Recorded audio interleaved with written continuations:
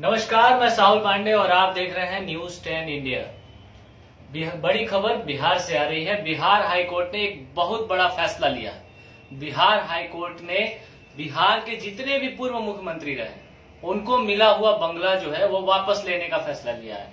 High court ने यह फैसला लिया है कि किसी भी पूर्व मुख्यमंत्री को कोई भी सरकारी बंगला आवंटित नहीं किया जाएगा।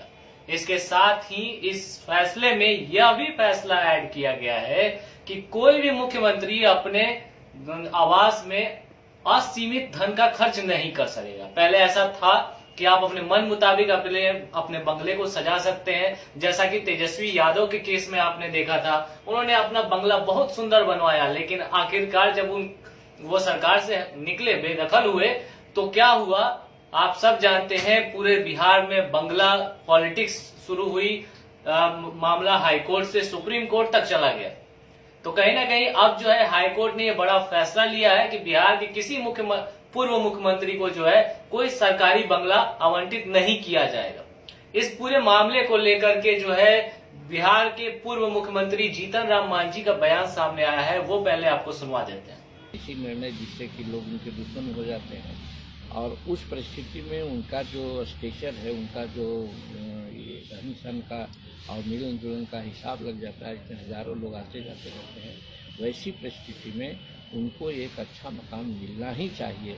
अगर ये सोचते हैं केंद्र न्यायालय के लोग, तो हम उससे ये नहीं करते हैं। हमारा कहना है कि अगर एकदम समझते हैं कि एक्स सीएम फालतू है तो ये गलत बात है। एक्स सीएम को आवास भले सर्जन पीरियड के लिए कर दे, आजीवन नहीं करे, ये बात कर सकता है, लेकिन उनको आवास रहना चाहिए। और अपनी बात जहाँ तक करते हैं कि सिर्फ हम एक सीएम नहीं, हम विधायक भी वर्तमान में हैं और विधायक पहला दूसरा टर्म के नहीं हैं, 7 टर्म का विधायक 7वां बार है। हमको अपना जो प्रतिष्ठामूलक स्थिति है समाज में और संविधान या विधानसभा में, उसके अनुसार अगर हमको मकान अलाउट होता है तो हमको इस मकान को छोड़ने में कोई दिक्कत नहीं होगी। वैसे हम चाहते हैं कि अगर इसको सेंट्रल पूल में कन्वर्ट करके हमको रहने की इजाज़त अगर दे दिया जाए तो बड़ी अच्छी बात है। इस पूरे मामले में बिहार सरकार का जो रुख रहा है बंगले को लेकर के, उसके बारे में क्या कहें? इस बारे में सिर्फ यही कहना चाहते हैं कि वैसे तो जैसे तेजस्वी प्रसाद का मामला था, उनको उप मुख्यमंत्री के रूप में जो मकान मिला था उसको खाली करवाने की कवायद की गई। इतना उनको नहीं करना चाहिए था। एक बंगला को लेकर के इतना कवायद नहीं करना चाहिए था। हो सकता है उसी कवायद में जब सुप्रीम कोर्ट में चले गए तो सुप्रीम कोर्ट का आदेश आ गया कि उनको खाली करना पड़ेगा, तो उसी को देखते हुए माननीय उच्च न्यायालय ने भी आदेश दिया होगा। लेकिन इसका ओरिजिनेशन तो एक तरह से हमारे सरकार जो बिहार सरकार है उसका ही हुआ कि आपसी मतभेद के कारण, प्रतिद्वंद्विता के कारण पूर्व उप मुख्यमंत्री को क्वार्टर खाली कराने के लिए जो जूझना पड़ा और आदेश हुआ, उसके आलोक में सारी बात हुई है। इसलिए हम ये कह सकते हैं कि सरकार को कोई काम नहीं, सिर्फ और सिर्फ बंगला आवंटन, बंगला रद्द करने का ही कवायद में जुटी रहती हैं। ये खेदजनक बात है।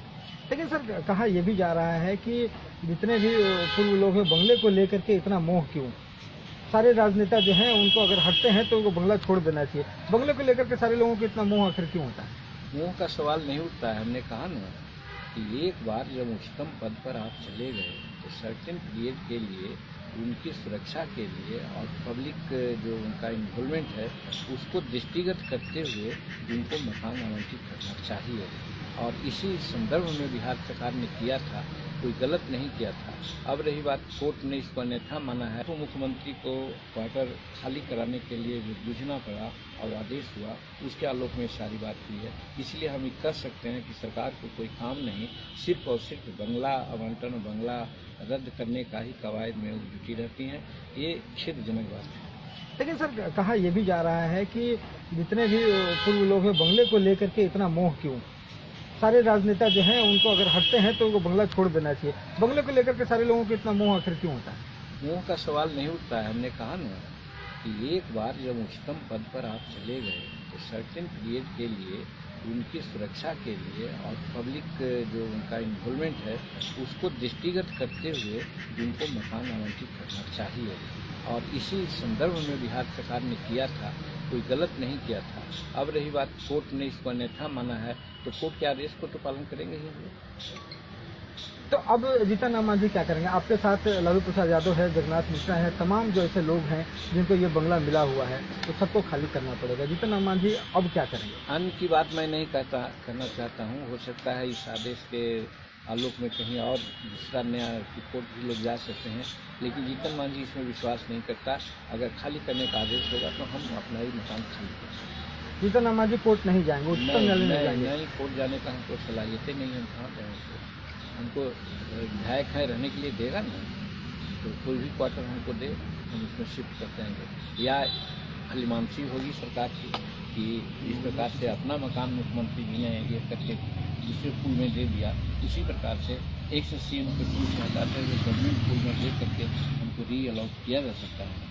आपको बता दें कि पटना हाईकोर्ट के चीफ जस्टिस केती शाही के खंडपीठ ने जो है ये पूरा फैसला जो है वो लिया है, पूरा फैसला सुनाया है। पिछली बार इस मामले पे जो है फैसला सुरक्षित रख लिया गया था, लेकिन आज कोर्ट ने जो है ये पूरा फैसला सुना दिया और साफ साफ कह दिया कि जितने भी पूर्व मुख्यमंत्री हैं उनको कोई सरकारी बंगला आवंटित नहीं किया जाएगा। इसके अलावा आपको बता दें कि कोर्ट के इस फैसले के बाद जो बंगला राबड़ी देवी को आवंटित किया गया है, लालू प्रसाद को मिला हुआ है, इसके अलावा जीतन राम मांझी को मिला हुआ है, जगन्नाथ मिश्रा को मिला हुआ है, जो कि सब कोई बिहार के पूर्व मुख्यमंत्री रहे हैं, उन सबको मिला हुआ ये बंगला जो है अब कहीं ना कहीं छीन लिया जाएगा, यानी वापस ले लिया जाएगा। इसके अलावा हम आपको बता दें कि इससे पहले बिहार में कुछ इस तरह का माहौल था कि जितने भी पूर्व मुख्यमंत्री रहे हैं उन सबको बंगला आवंटित किया गया था सरकार की तरफ से।